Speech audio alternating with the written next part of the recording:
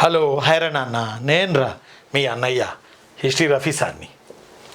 ఈరోజు మనం ఇవి చదవండి చాలు అనే సిరీస్లో విష్ణు కుండినుల గురించి ఈరోజు మనం మాట్లాడుకుందాం. ఈ చిన్న లెసన్ మీరు బాగా చదివి ఉంటారు, క్షుణ్ణంగా మీరు చదివి ఉంటారు నాకు తెలుసు.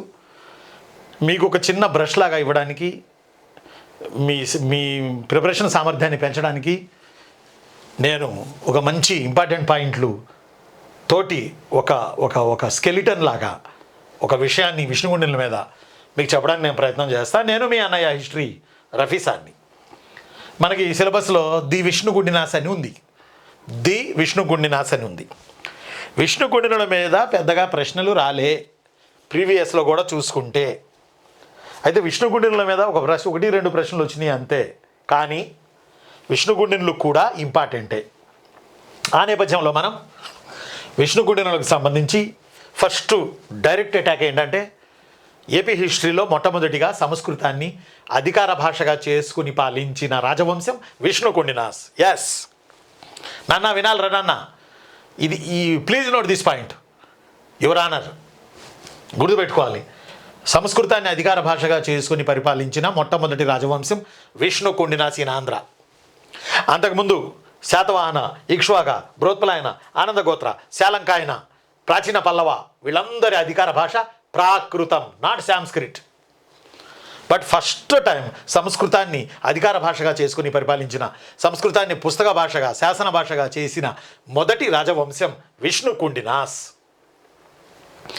కాబట్టి రేపు సడన్గా మిమ్మల్ని విష్ణుకుండినుల అధికార భాష ఏంటి అని అడగొచ్చు.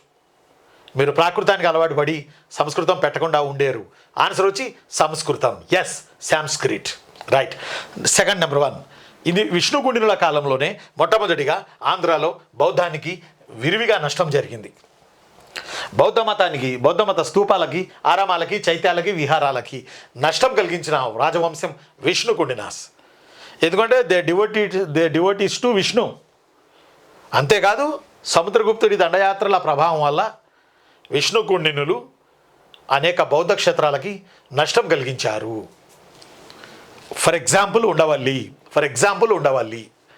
కాబట్టి అనేక బౌద్ధ క్షేత్రాలకి నష్టం కలిగించిన వాళ్ళు విష్ణుకుండినులు. అంతేకాదు విష్ణువుకి దశావతారాలు ఏర్పాటు చేసి 9వ అవతారం బుద్ధుడు అని ప్రచారం చేసింది విష్ణుకుండినాస్. మళ్ళీ చెప్తున్నా, విష్ణువుకి దశావతారాలు ఏర్పాటు చేసి 9వ అవతారం బుద్ధుడు కూడా విష్ణు అవతారమే అనే కాన్సెప్ట్ని జనాల్లో చొచ్చింపజేసింది విష్ణుకుండినాస్. 10వ అవతారం కల్కి భగవాన్. కాబట్టి 9వ అవతారం బుద్ధుడు. కాబట్టి బుద్ధుడు కూడా విష్ణువే, విష్ణు అవతారాల్లో ఒకటి అని చెప్పడానికి చేసిన ప్రయత్నమే ఉండవల్లి గుహల్లో బుద్ధిజానికి నష్టం కలిగించి శయనిస్తున్న విష్ణుమూర్తిని చెక్కడం. కాబట్టి అది 2.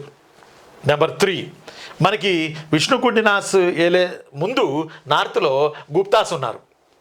గుప్తులు ఫుల్ లెంత్ వైష్ణవ మతస్థులు. గుప్తాస్ మామూలుగా కాదు. కాబట్టి ఆ గుప్తులలో సముద్రగుప్త తనను తాను విష్ణు అని చెప్పుకొని సౌత్ ఇండియా మీద అటాక్ చేసి 12 మంది రాజులను ఓడించాడు. ఆ టైంలో మన దగ్గర, మన ఏపీలో, మన వేంగిలో పెద్దవేగి, చిన్నవేగి, దెందులూరు, జీలకర్రగూడెం, జంగారెడ్డిగూడెం, కన్నాపురం, పట్టిసీమ, ఏలూరు, ఈ బెల్టులో శాలంకాయనులు వెళ్తున్నారు వేంగిలో. ఆ శాలంకాయన రాజు హస్తివర్మ, సముద్రగుప్తుడు ఓడించిన వాళ్ళలో హస్తివర్మ ఒకడు. ఈ హస్తివర్మను ఓడించి సముద్రగుప్తుడు వైష్ణవాన్ని, గుహా దేవాలయాల నిర్మాణాన్ని మనకి ఇచ్చి సంస్కృతాన్ని మనకి ఇచ్చి వెళ్ళినవాడు సముద్రగుప్తుడి ఎఫెక్ట్ వల్లే ఆ తర్వాత వచ్చిన విష్ణుకుండినులు తమ అధికార భాషగా సంస్కృతాన్ని చేసుకుని పాలించడం జరిగింది. Right. After that in South India first temples constructed by Ikshvakas అని మీకు నేను చెప్పా. దక్షిణ భారతదేశంలో దేవాలయాల నిర్మాణం చేసింది ఇక్ష్వాకులు. అయితే కొండలను తొలచి ఆలయాల నిర్మాణం చేపట్టింది Vishnukundinas. Please note this point. దేవాలయాలంటే కట్టడం, గుహా దేవాలయాలు, రాక్ కట్ కేవ్ టెంపుల్స్ అని అంటే గుహా దేవాలయాలు. ఈ గుహా దేవాలయాలను సౌత్ ఇండియాలో మొట్టమొదటిగా కట్టింది మన విష్ణుకుండినులే. ఫర్ ఎగ్జాంపుల్, ఆ గుహా దేవాలయాలు అంటే గుహల మీద దేవాలయాలు ఉంటాయి, గుహ లోపల దేవాలయాలు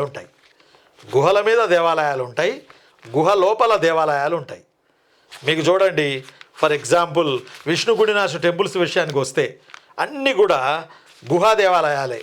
ఫర్ ఎగ్జాంపుల్ విజయవాడ ఇంద్రకీలాద్రి, కనకదుర్గమ్మ వారి గుహాలయం, విజయవాడలోని మొగలరాజపురం శివుడి అర్ధనారీశ్వర టెంపుల్, రంగారెడ్డి జిల్లా కీసరగుట్ట శివాలయం, రంగారెడ్డి జిల్లా వికారాబాద్ గుట్టల్లోని అనంతసేన గుహలు, మంగళగిరి గుట్టలోని లక్ష్మీ నరసింహ, పక్కనే ఉన్న ఉండవల్లి అనంత పద్మనాభ స్వామి, నెల్లూరు జిల్లా భైరవకోన, నెక్స్ట్ ఆల్సో ఉండవల్లి శయనిస్తున్న విష్ణుమూర్తి. ఇవన్నీ కూడా విష్ణుకుడిల కాలంలో చెక్కబడినటువంటి గుహా దేవాలయాలే. That's why rock cut cave temples constructed in South India very first time Vishnukundinas. Sanskrit started in the period of Vishnukundinas. బుద్ధిజానికి నష్టం మొదలైంది విష్ణుకుండినాస్ పీరియడ్లో. విష్ణువి 10 అవతారాలు పెట్టి బుద్ధుడిని 9వ అవతారం అని చెప్పింది విష్ణుకుండినాస్. సముద్రగుప్తుడి అటాక్స్ను సాదరంగా ఆహ్వానించి సముద్రగుప్తుడి ద్వారా వైష్ణవాన్ని పొంది ఆ తర్వాత విష్ణుకుండినాస్ పరిపాలన ప్రారంభించారని చెప్పడంలో ఎలాంటి సందేహం లేదు. నెక్స్ట్ క్వశ్చన్ ఏంటంటే, నెక్స్ట్ ఇంపార్టెంట్ కాన్సెప్ట్ ఏంటంటే, విష్ణుకుండినులు ఇవి చదవండి చాలు. ఎస్, ఇవి చదవండి చాలు. నా అంచనా ఎప్పుడు తప్పవలేదు, ఎప్పుడు కాదు, ఎప్పుడు కాదు. ఈ నేపథ్యంలో ఇంకో ఇంపార్టెంట్ పాయింట్ ఏంటంటే, అప్పుడు దాకా ప్రాకృతం నడిసే మన దగ్గర శాతవాహనులు, ఇక్ష్వాకులు, ఆనందగోత్రులు, శాలంగాయనులు, బృహత్పలాయనులు, ప్రాచీన పల్లవులు, Anandagotras, their all official language known as Prakrit language, but విష్ణుకుండినుల కాలం నుంచే సంస్కృతం అధికార భాష, రాజభాష, పుస్తక భాష, శాసన భాష ఇలా నడిచింది బాస్. కాబట్టి ఈ నేపథ్యాన్ని తీసుకుని మరి జనాలకి సంస్కృతాన్ని నేర్పాలి. కాబట్టి విష్ణుగుడిల పీరియడ్లో జనాశ్రయ ఛందో విచ్చిత్తి అనే ఒక సంస్కృత గ్రామర్ వర్క్ని రాయడం జరిగింది. జనాశ్రయ ఛందో విచ్చిత్తి. మళ్ళీ చెప్పండి, జనాశ్రయ ఛందో విచ్చిత్తి. మళ్ళీ చెప్పండి, జనాశ్రయ ఛందో విచ్చిత్తి. మళ్ళీ ఒకసారి కళ్ళు మూసుకోండి, కళ్ళు మూసుకొని మననం చేయండి. Janashraya Chhando Vichhitti. It's a Sanskrit grammar work in the period of Vishnukundinas by the propagation of Sanskrit. సంస్కృతాన్ని ప్రాపగేషన్ చేయడానికి విష్ణుకుండినుల పీరియడ్లో జనాశ్రయ ఛందో విచ్చిత్తి. మళ్ళీ చెప్పనా నాన్న, జనాశ్రయ ఛందో విచ్చిత్తి అనే బుక్ రాయడం జరిగింది. ఈ బుక్ రాసినోడు Ganaswamy, one of the eminent person in the period of Vishnukundinas. He wrote a book Janashraya Chhando Vichitri. ఈ Janashraya Chhando Vichhitti, this book written by Ganaswamy. This book mentioned on the time Sanskrit grammar work. దీనికి ముందు ఎప్పుడో శాతవాహనుల్లో శర్వవర్మ కాతంత్ర వ్యాకరణం, దానికి ముందు ఎప్పుడో ఇండియాలో పాణిని అష్టాధ్యాయి. ఇవన్నీ జనాల్లో సంస్కృతం ఎక్కించడానికి రాయబడిన పుస్తకాలు, మరొక భాష ప్రాకృతాన్ని చంపేయడానికి. ఎస్. ఆ తదుపరి మనకి మీ అందరికీ తెలుసు ఘటికలు అనే కాన్సెప్ట్ మొదలైంది విష్ణుకుండినులోనే. అంతకుముందు ఘటికలు అనే కాన్సెప్ట్ లేదు. ఘటికలు అంటే వైదిక విద్యాలయాలు. ఈ ఘటికలను ఏర్పాటు చేసింది విష్ణుకుండినులే. ఇంద్ర భట్టారక వర్మ ఆర్ మంచన భట్టారక వర్మ. ఈ వీడియో ఆపి వినండి, రాసుకోండి. ఇంద్ర భట్టారక వర్మ ఆర్ మంచన భట్టారక వర్మ ఈ constructed ghatikas in the period of Vishnukundinas. First ghatika in Ghatakeshwaram near Moulali లేదా నియర్ నార్కట్పల్లి నియర్ సికింద్రాబాద్. మనకి ఘటకేశ్వరం అని ఉంటుంది సికింద్రాబాద్ రైల్వే స్టేషన్ దాటగానే. అదే ఫస్ట్ ఘటిక అక్కడ కట్టిర్రు. అంటే విష్ణుకుండినులు తెలంగాణ కూడా వెళ్ళారు. దట్స్ వై ఘటకేశ్వరం, ఘటిక నుంచి ఘటకేశ్వరం అనే పేరు వచ్చింది. ఫస్ట్ ఘటిక అది. ఈ ఘటికలు అంటే వైదిక విద్యాలయాలు. ఇందులో చదివే వాళ్ళను ఘటికులు అనరో మహాజనులు అంటారు. ఎస్, ఏమంటారు బాస్? చెల్లెమ్మ తమ్ముళ్ళు చెప్పాలరా మీరు, మహాజనులు అని అంటారు. ఘటికల్లో అంటే ఘటికలోకి వెళ్తున్నాడు కాబట్టి ఆడు ఘటికుడు, బట్ అందులో చదివే వాళ్ళని మహాజనులు అని అంటారు. ఈ ghatikas established by Indra Bhattaraka Varma in the period of Vishnukundinas. ఈ ఘటికల గురించి మనకి ఉదంకుడు సామవేదం అనే గ్రంథంలో చెప్పాడు. ఘటికల గురించి ఉదంకుడు సామవేదం అనే గ్రంథంలో చెప్పాడు. ఘటికల గురించి ఉదంకుడు మళ్ళీ చెప్తున్నా, ఘటికలు ఉదంకుడు అనేవాడు సామవేదంలో చెప్పాడు ఘటికల గురించి. ఘటిక అంటే వైదిక విద్యాలయాలు మనం పెట్టాం. సంస్కృతం, వ్యాకరణం ఇవన్నీ మనం అందులో నేర్పేవాళ్ళం. 25 ఏళ్లకి బయటకు పంపించేవాళ్ళం. 5 ఏళ్లకి ఎంట్రన్స్లోకి వెళ్ళాలి. ఆ బెల్ట్ మొత్తాన్ని ఘటిక అనేవాళ్ళు. ఎస్, ఉదంకుడు Samaveda mentioned ghatikas. First ghatika Ghatakeshwaram in the period of Indra Bhattaraka Varma or Manchana Bhattaraka Varma. Ghatikas education system started in the period of Vishnu Kundinas there in Andhra history. ఆ తర్వాత ఇక మనకి అత్త దుత్త గీత these are Telugu words in Gatha Saptashati. No first Telugu word Nagabu in Amaravati inscription. మరి తెలుగు పదం చూసాం, తెలుగు పదాలు చూసాం, తెలుగు వాక్యం. ఫస్ట్ తెలుగు లైన్ విజయోత్సవ సంవత్సరంబుల్, తొలి తెలుగు వాక్యం విజయోత్సవ సంవత్సరంబుల్. దిస్ వాక్యం wrote on the language, wrote on the inscription of Chikkulla bronze inscription. Chikkulla bronze inscription. ఈ చిక్కుళ్ళ తామ్ర శాసనం, చిక్కుళ్ళ తామ్ర శాసనాన్ని విక్రమేంద్ర వర్మ అనే విష్ణుగుడిన రాజు జారీ చేశాడు. చిక్కుళ్ళ బ్రాంజ్ ఇన్స్క్రిప్షన్ నియర్ విజయవాడ. ఇందులో తెలుగులో తొలివాక్యం రాసి ఉన్నది. దాని పేరు విజయోత్సవ సంవత్సరంబుల్. విజయోత్సవ సంవత్సరంబుల్. నేను నిన్ను ప్రేమిస్తున్నాను అనేది తొలి తెలుగు వాక్యం కాదు. నేను నిన్ను ప్రేమిస్తున్నాను తొలి తెలుగు వాక్యం కాదు. విజయోత్సవ సంవత్సరంబుల్ అనేది తొలి తెలుగు వాక్యం. ఎస్, ఇది wrote on the language of Chikkulla bronze inscription. ఆ తరువాత విష్ణుకుండినులు వర్తక వ్యాపారాలు బర్మాతోనూ రోమ్తోనూ చాలా బాగా చేసిరు. కానీ విష్ణు కుండినులు క్లైమాక్స్లో పాపం ఇనుప నాణ్యాలు వేయాల్సిన పరిస్థితి వచ్చింది. ఇనుప నాణ్యములు వేసిన వాళ్ళు ఎవరని ప్రీవియస్లో వచ్చింది. ఇనుప నాణ్యాలు ఎవరు వేశారు అంటే విష్ణు కుండినులో వేసింది.